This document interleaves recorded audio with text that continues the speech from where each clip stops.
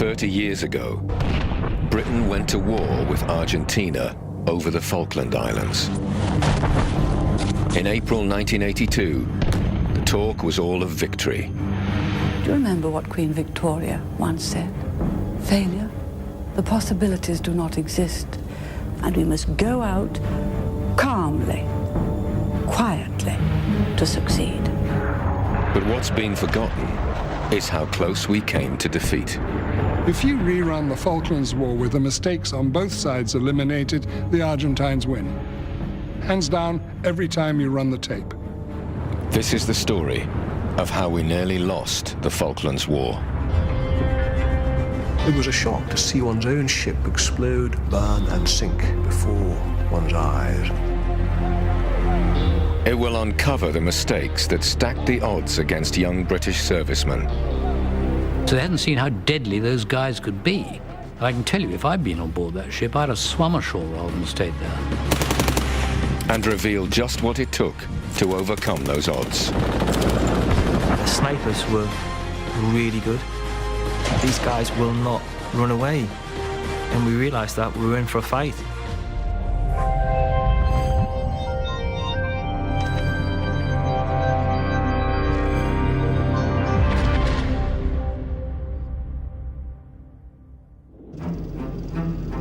Argentina's flag flies over what was only hours before the residence of the British governor. It's all over now. Early on the 2nd of April 1982, Argentinian troops invaded the Falkland Islands. They overwhelmed the tiny British garrison and occupied the capital, Port Stanley. Suddenly, Britain was on the brink of war over a group of islands 8,000 miles away in the South Atlantic, and the British had started on the back foot. Paratrooper Mick Southall had just finished his training. He was 17 years old. Most of us, if we're honest, had never heard of the Falkland Islands. Royal Marine Dave O'Connor had recently completed a tour of duty in Northern Ireland. I'm embarrassed to say it, the Falklands wasn't on my radar. I thought it was some island off the Scottish coast or something. And because it was close to April Fool's Day, people thought it was a bit of a joke. There were plenty of people who had no idea what the Falklands were, including, I understand, some very senior people, both in the Ministry of Defence and the government. Ian Gardner was a captain in the Royal Marines. He led his company in the famous march or yomp across the Falklands. But in April 1982, he had just returned to his home in Scotland after a training exercise. At 5 o'clock in the morning, on Friday, the 2nd of April, I was asleep at home in my own bed when the telephone rang. It was the day we were due to go on Easter leave for 2 weeks, so we were caught completely, like everybody else, by surprise. And it's a strange feeling being called to war from one's bed. Britain was unprepared for a war in the South Atlantic, but British territory had been invaded and British citizens subjugated. The government could not let the invasion go unchallenged. It was Admiral Leach bypassed not only the Ministry of Defence but also his superiors among the chiefs of staff, and he went up dressed in all his uniform and looking as handsome as hell, went and braced Margaret Thatcher and says, "We've got to do it." And she said, "Yes, we're going to." We have to recover those islands. We have to recover them, for the people on them are British, of British stock, and they still owe allegiance to the Crown. A huge naval task force now had to be mobilized, but it would take 3 weeks to reach the islands, and the South Atlantic winter was fast approaching. Ivor Helberg was responsible for the logistics the troops would need to land and fight in the harsh Falklands terrain. My brigade commander rang me up at goodness knows what time of the morning, 2 or 3 o'clock in the morning, and said, "Go, go, go." We were really quite worried because it was obvious to me, certainly, and my brigade commander, that this could be very difficult and at very short notice. And we'd never had to do this, not at such short notice and so far away. Could it be serious? Something like 9,000 tons of ammunition actually had to be loaded. Food, of petrol, of all the stuff to do with jerry cans. All the spares that needed to go for our equipments had to be loaded on from something like 32 different depots. The British had not expected to be launching an amphibious operation 8,000 miles away. Until 1982, British eyes were fixed on battlefields much closer to home as part of the Cold War with Soviet Russia. Because of the threat from the east, Britain missed the threat of an Argentinian invasion in the west. After the war, a government inquiry judged that the Foreign Office could not have foreseen an invasion and that it was committed to supporting the islanders. But Hugh Bacino, a Secret Service agent in Buenos Aires prior to the war, believes there were clear warning signs. There had been every indication that the Argentines were rousing popular opinion in that direction. There had been good intelligence from the defense attaché and from the SIS station of military preparations. There should have been no doubt that the Argentines were going to do something military. But Foreign Office policy was to sell out the islanders. They wanted to force the islanders into the arms of Argentina. Brigadier Julian Thompson commanded the first British troops to land in the Falklands. He was given a somber warning by the overall task force commander, Admiral Fieldhouse. He said to me, "I have told the politicians that this will be a serious and bloody business." And you might think that I would be dismayed to hear that. Actually, I was rather glad, because I'd just heard a politician on the radio referring to the Argentines as tin pot dictators, which they might or might not have been. But what I didn't want was my people going around thinking these guys would be a pushover. But this was not the message being presented to the British public. Margaret Thatcher was bullish about Britain's chances of success. I am not talking about failure. I am talking about my supreme confidence in the British fleet, superlative ships, and excellent equipment. Soon after she spoke, some of Britain's most modern warships would burn and sink. Many British troops would be sent to the Falklands with inadequate equipment, and men would die in unnecessary disasters.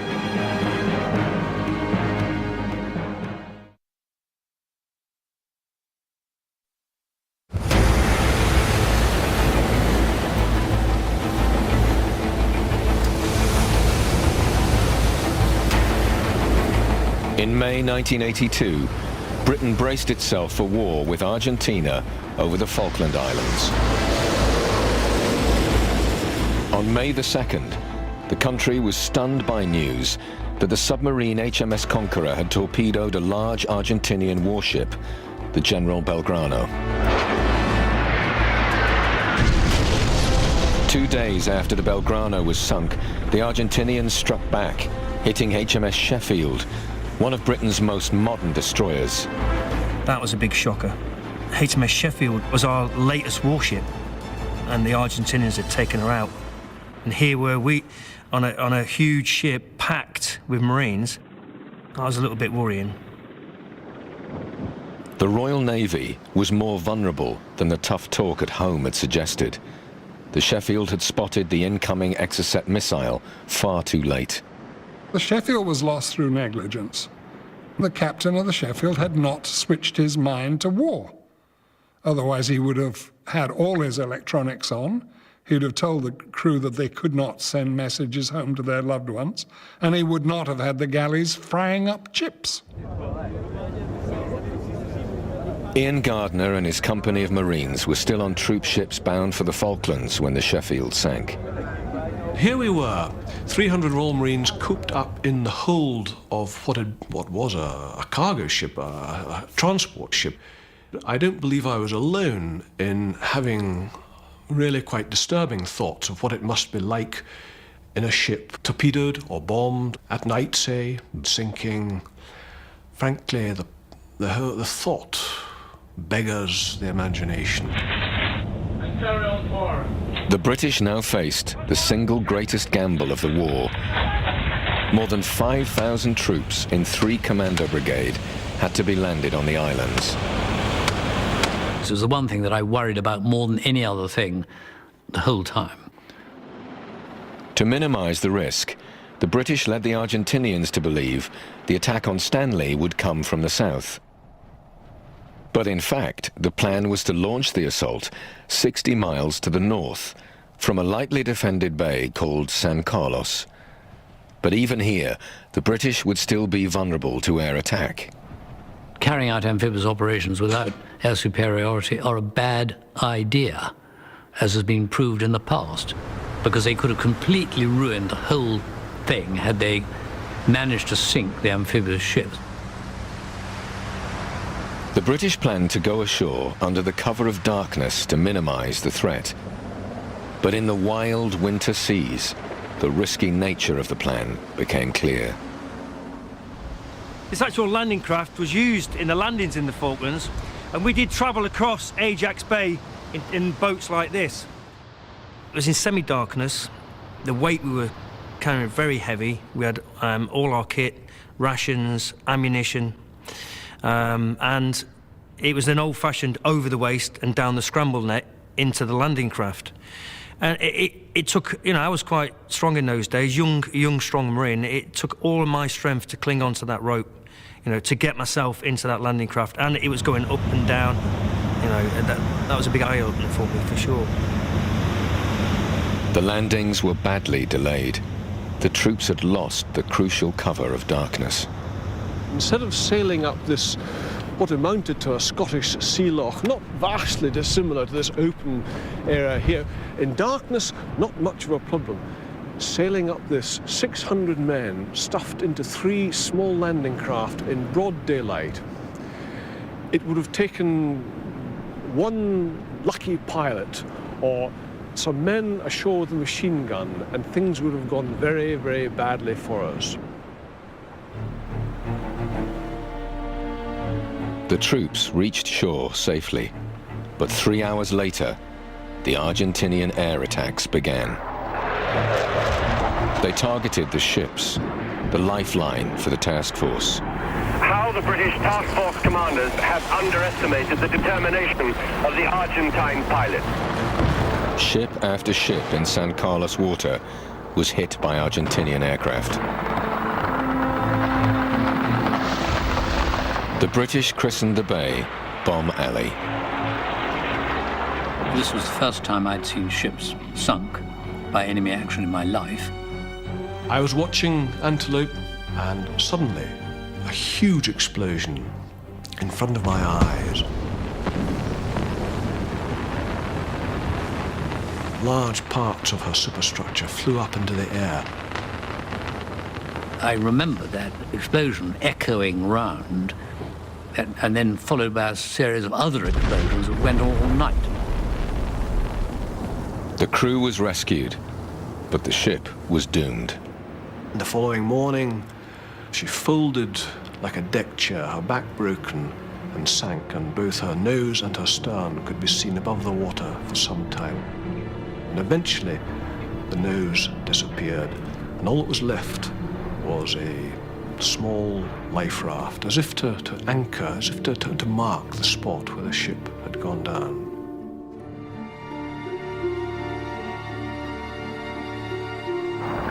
The Argentinian air attacks were relentless. British ships and Harrier aircraft shot down more than 60 enemy planes. But many Argentinian pilots were getting through to hit their targets.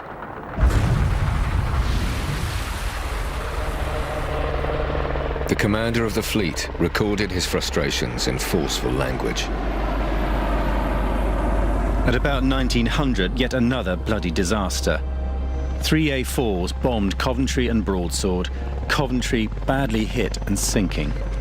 HMS Coventry, a destroyer, was hit and has been lost. Admiral Woodward was sharply critical of some of the British ships' defences. No missiles fired, which is quite extraordinary and saps any faith we may have in our modern systems. For God's sake, they sent ships down there with anti-aircraft capability they knew didn't work.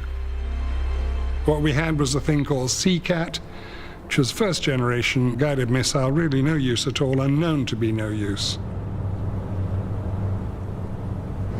On the same day that the Antelope sank, 2 other British ships, the Galahad and the Lancelot, were struck by massive bombs. Incredibly, they didn't detonate. Naval mine disposal expert Bernie Bruin had the perilous job of finding out why they hadn't exploded, and then disposing of them. When we got on board Galahad, the first thing we had to do was to find out where the bomb was. And the only way you can do this is to find where it enters and follow the trail of destruction. It had hidden itself in amongst the debris, wrapped in a big sheet of aluminium which it had collected on the way. The one thing we could see, of course, was the nose and this yellow stripe, so we knew it was a British 1,000-pound bomb. Argentina had acquired these bombs before the war. Now they were being used against British ships. Naval commanders had a theory about why the bombs were not detonating.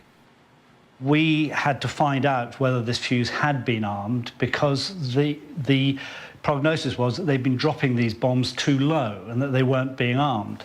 And normally these fuses are activated by a propeller in the tail turning this little device here, which unscrews a screw which allows the fuse to arm itself and to move and work. Normally they fall out completely, but if they're still left in, you have to find out by counting the number of screw threads just how far it has gone into the arming process. His worst fears were now confirmed. Even though the planes were flying low, the arming mechanism had done its job. What we had here, basically, was a bomb that was waiting to go bang. It just needed the slightest touch, almost. Not a sway or a push, but something like that. And that would have gone bang. And I had to take this out of the ship. The way I can best describe it is when you take your very young sleeping child from the back of the car at the end of a long day up to bed, you do it in a way that it doesn't know it's being moved. And that was in my mind about moving this bomb. I have to move it without it knowing that it's being moved. Bernie successfully removed the bomb from the Galahad. Naval disposal teams cradled unexploded bombs off 6 other ships. If these bombs had detonated on impact, the British campaign would have been stopped in its tracks. Then 4 days after the landings, the Argentinians struck another devastating blow. Exocet missiles hit a vital British supply ship, the Atlantic Conveyor. It was carrying 4 giant Chinook helicopters. 3 were destroyed. It was perhaps the single greatest setback of the war. I had been preparing a plan to move my brigade forward onto the high ground overlooking Stanley, and the key part of that plan was 4 Chinook helicopters. In the rush to pack equipment onto the task force ships, crucial errors had been made. I think it was a great mistake to put all your eggs in one basket, particularly such expensive, important eggs as that. Certainly in my own mind, in my own journal that I kept at the time, you know, I made 1 or 2 really pithy comments about what the hell are they doing? Are they completely mad? The destruction of that one ship changed the tempo of the whole war as far as we're concerned. We would have to walk. The plan was for 3 Commando Brigade to approach Port Stanley from the northeast, rather than the route the Argentinians were expecting from the south. But the heavily burdened troops now faced a 60-mile march through the ferocious winds of the Falklands winter. This late 20th century conflict became a medieval slog across an unforgiving landscape. Ultimately, the lack of transport would lead to the greatest human tragedy of the whole campaign.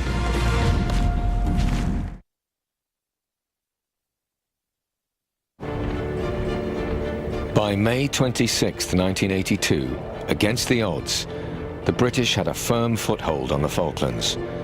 But many of the task force's heavy-lift helicopters had been destroyed on the Atlantic conveyor. British soldiers had to march or yomp to battle, carrying enormous loads through the Falklands winter. 3 Commando Brigade was still more than 60 miles away from Stanley. A lot of people were going, well, you know, I don't think that's possible.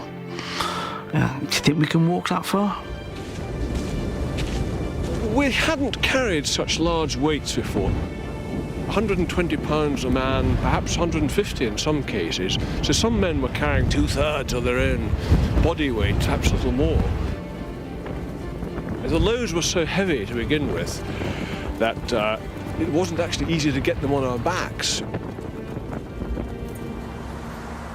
We've reunited Marines Ken Grassick and Dave O'Connor with the packs they had to shoulder in May 1982. Must be about 30 years, I think, since certainly I've seen this. Yeah, I haven't seen this. Amazing. This kit laid out like this for, you know, over 30 years, and this is almost identical to what the individual was carrying in the Falklands. I was a GPMG gunner, and I carried this, which is 24 pounds, and as a team, we were given 6,000 rounds of 7.62 Link. Now, 200 rounds weighs 12 pounds. If you can imagine, 6,000 of these, when 200 weighs 12 pounds, and if somebody has got a calculator, they can work that out, but I know it's quite heavy. It was quite difficult with all the additional weight to actually yomp and be in an alert position. And I used to fall over all the time, and initially you'd have to take your Bergen off, take your 84mm anti-tank weapon off, put it all back on, get yourself sorted, and it took too long. So in the end, I used to just get 3 guys to right me, put me on my feet, and then you'd carry on. Something that everybody suffered with, whether the boots fitted them well or not, was their feet. Everybody's feet, I think, were constantly wet, and because of that, you know, an injury that hadn't happened for a long time, trench foot. Trench foot was the first stage of frostbite, and that would very quickly deplete our fighting strength. I thought the exposure problem was really serious, so there was no way of getting them out of it. And cold injuries were the thing that really worried me. The shortage of helicopter transport meant that the troops' rations didn't always reach them. Young men who'd never really been hungry beyond a healthy appetite, burning perhaps 5,000 calories in a day, no food. The hunger consumed us. We would talk endlessly about what we wanted to eat. I felt giddy, I felt jumpy, I felt irritable. It was similar to not having slept. You started not making rational decisions, started thinking irrationally. As the march towards Stanley continued, High Command in London set a new challenge. The politicians needed some good news from the front, so precious resources would have to be diverted to capture the hamlet of Goose Green in the south. Even though the 2nd Parachute Battalion were outnumbered by the Argentinian defenders, they won a remarkable victory. But 36 men were wounded, and 16 were killed. Captain James, Lieutenant Parry, Corporal Hartman. On June the 1st, the task force was reinforced by 5 Infantry Brigade. 2 of its battalions had joined the brigade just a few weeks earlier. We were on public duties. I was on a trooping the colour in 81. Actually, my first duty after leaving Sandhurst was the royal wedding of the spring of 81. But in the months immediately prior to the Falklands, we were on public duties, mainly Windsor Castle Guards. The The troops of 5 Brigade arrived in the Falklands with no real experience of Arctic or amphibious warfare. We were put on landing craft and taken to a jetty in San Carlos Bay, which is still there. Walking out the beach, I bumped into a Marine colour sergeant who said to me, and I remember being rather shocked at the time, "What the are you people doing here?" I thought he was going to say hello or shake my hand. That actually, at least in his eyes, we weren't wanted. Looking back on it 30 years later, that was one of the frictions that made our job much, much more difficult. 5 Brigade's task was made even harder because they'd been sent to the Falklands without some of the crucial equipment and supplies essential for fighting in this harsh environment. From where we sat, it looked a strange decision to send 2 battalions which had no experience in that sort of environment into that sort of operation. And the brigade of which they were part had very little logistics. That, to begin with, they had no artillery, they had no helicopter squadron, they had no engineers. It was all put together in a rather ad hoc way at the last minute. Now, Ivar Hellberg learned that he would have to handle the complex logistics for the new brigade. I obviously remonstrated with Julian Thompson about this being absolutely crazy. We were stretched enough as it is, looking after an enhanced brigade. But for another brigade on top of that, crazy. Nor was it clear what 5 Brigade's mission would be. What was wrong with their deployment, in my view, was that there was a certain woolliness about what they were meant to be doing. There was talk of them being occupation troops, and I don't believe that they were given a firm mission. But the commander of 5 Brigade, Brigadier Tony Wilson, wanted a much more active role for his troops. The new Land Forces commander, General Jeremy Moore, agreed that 5 Brigade should open a second front, approaching Stanley from the south. But the new southern route was exactly what the Argentinians were expecting. Even worse, overstretched resources would have to be diverted from the Marines and Paras, yomping across the northeastern route. The approach from the south was militarily insane.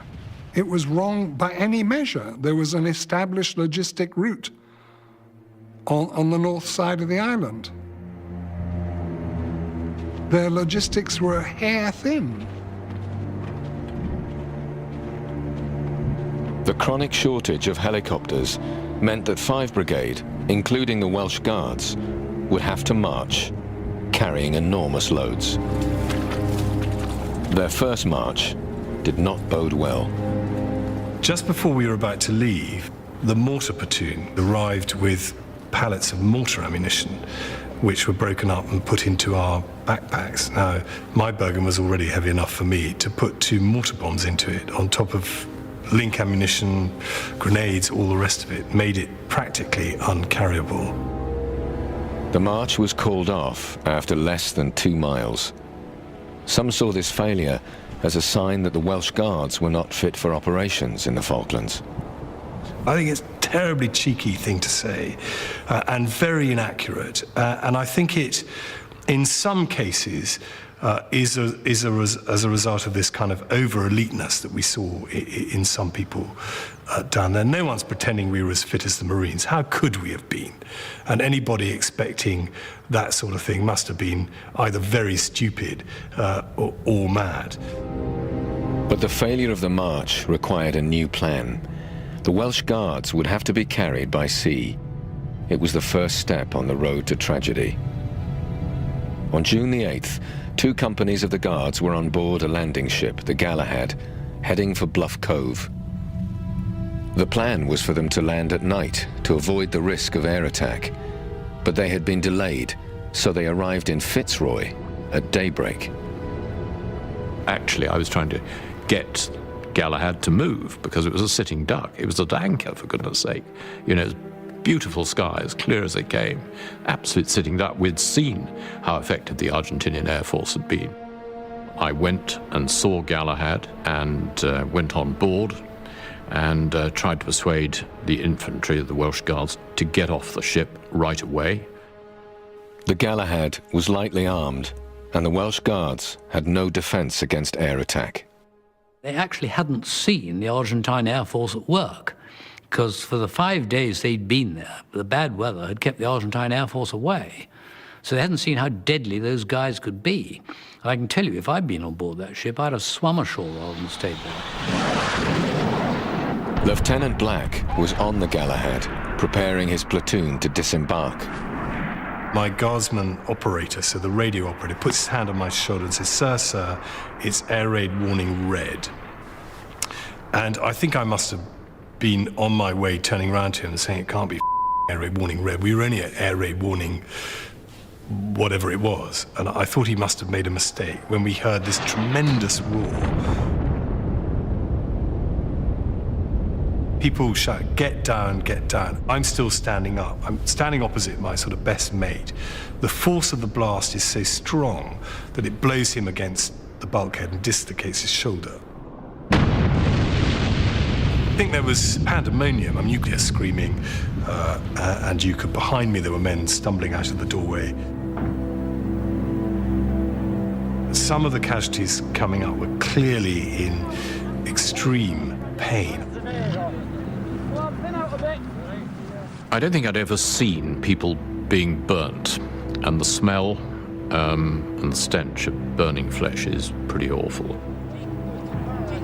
The casualty rate was 50 people died, mostly burnt alive, and well over 100 were seriously burnt and hurt. 2 weeks earlier, Bernie Bruin had successfully disposed of an unexploded bomb on the Galahad. Now he was witnessing the death of the ship he and his team had saved. There was a huge pall of smoke coming out of the access hatch to the tank deck. Every now and again she shook to explosions inside, which was ammunition cooking off. And it was fairly obvious that we couldn't actually do anything for her. It was just too much for us. We did find one young man who'd been killed there, and we covered him over.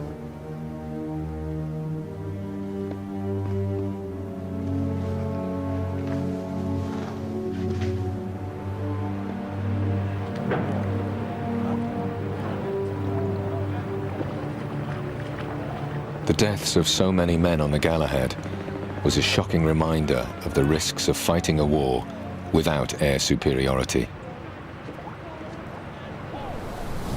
There was no time to stop and mourn. The Marines and Paras had to continue their grueling yomp towards Stanley.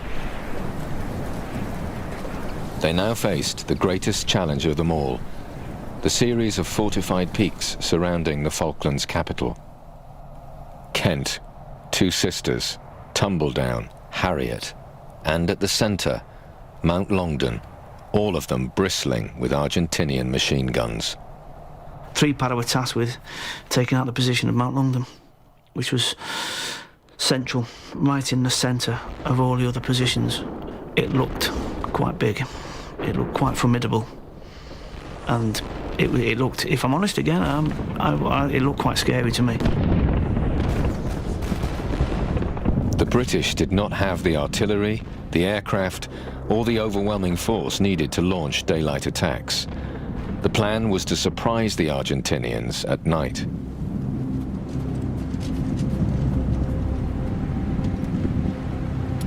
I remember the moon being out, and I could see the silhouette of this mountain, and for some strange reason, it reminded me of like a haunted castle with a silvery sky behind it. It was quite bizarre.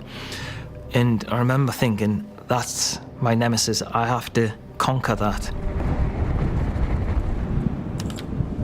I can remember my Sergeant Major turning around and saying, if you've got anyone you might want to speak to. And I thought, yeah. And I know what he was talking about. He said, you might want to go and pray, because some of us will not see tomorrow, or will not see the sunrise. I know I did. I just sort of went, been a bad boy, bad Catholic, I suppose. And, can someone look after us tonight? As I was walking, every step I could feel, every sinew, every muscle fibre strike up, I could feel the sweat coming out of each pause. My body was so alive. I've never ever experienced that before. Everything was alive, and I was just waiting for that bang. The British were tired, cold, and hungry. They now faced the most challenging battles of the war. Outnumbered and outgunned by the Argentinian defenders.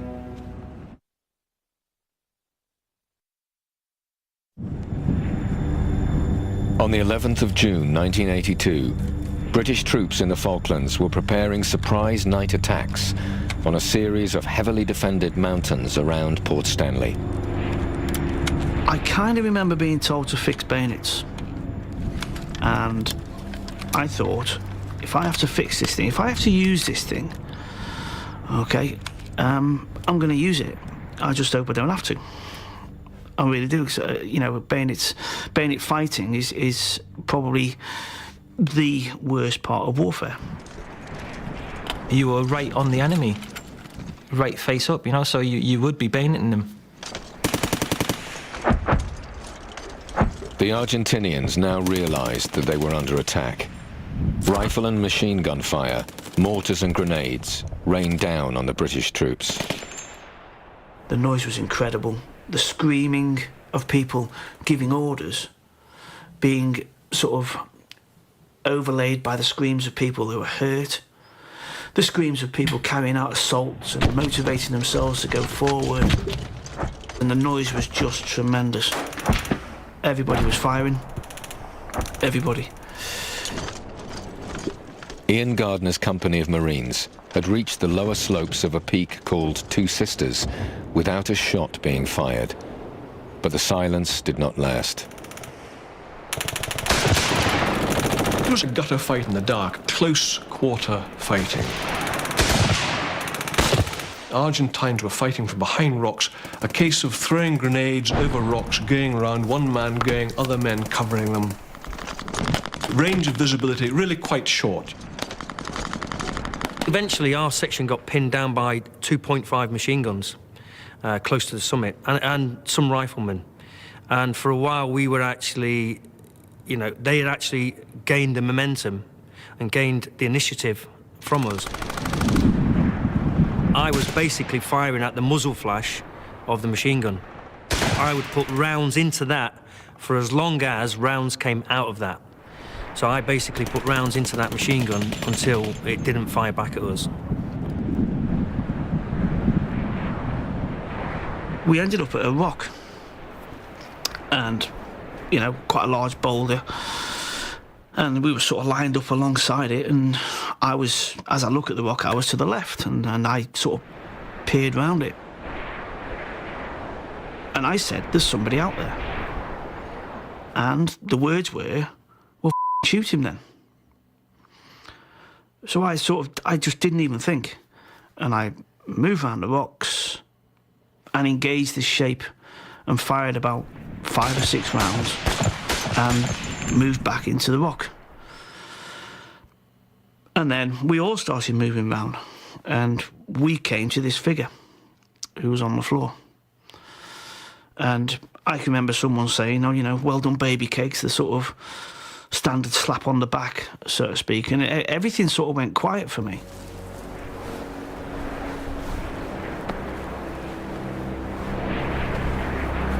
The Paras were losing men too.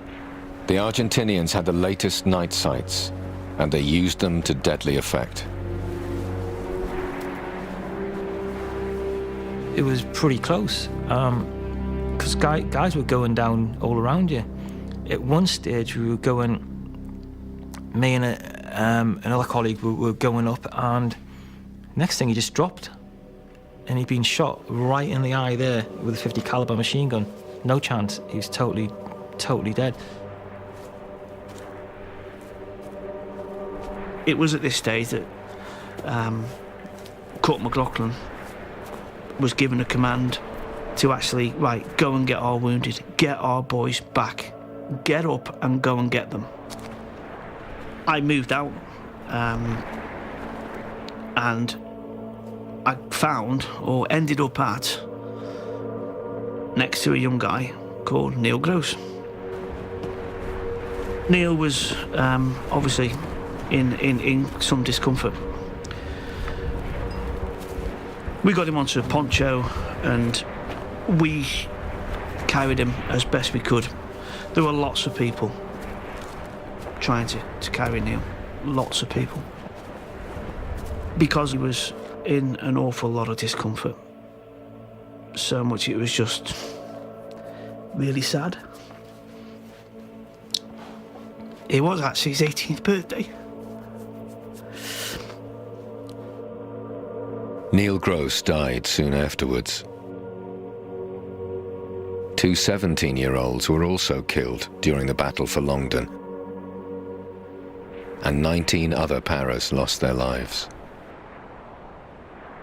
3 paras should have swept over Longdon, but there was a nest of conscripts around a 50 caliber machine gun halfway along it who said, "No, you're not taking this hill just yet."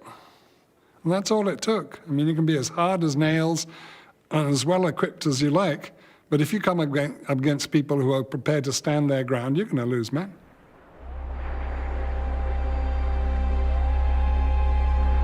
But overall, Argentinian resistance was patchy.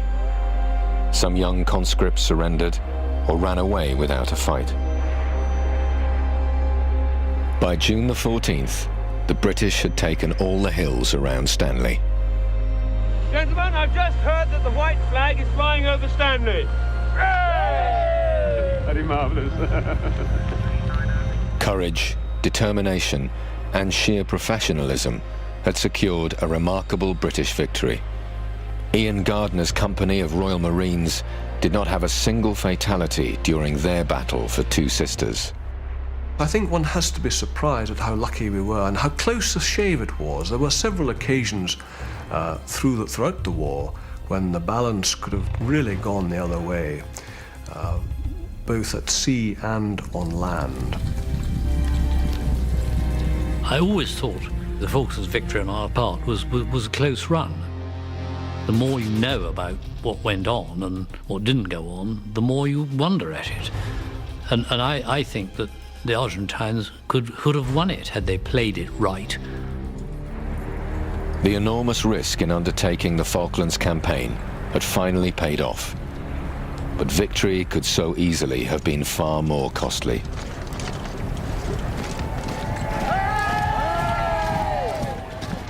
We really had no understanding of how competent the Argentinian Air Force actually was. Had they actually really focused on the amphibious landing and had their intelligence been slightly better than it was, they could have done us awful harm. Today, tensions are once again high in the South Atlantic.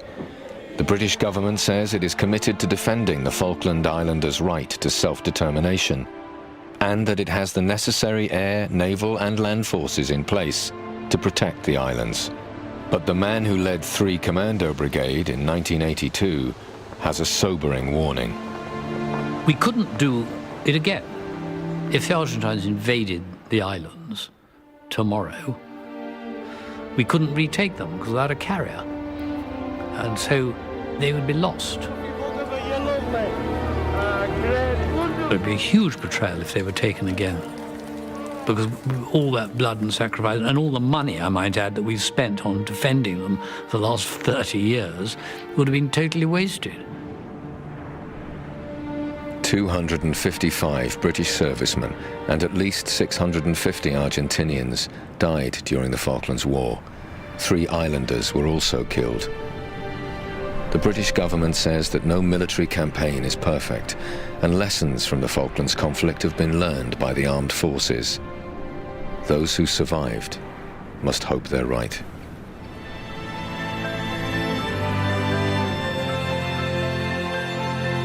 And the Revealed documentary series continues next week with The Secret D-Day Disaster. That's next Tuesday at 8. Stay put, because next tonight there's a new boss in Vegas and he's here to shake things up.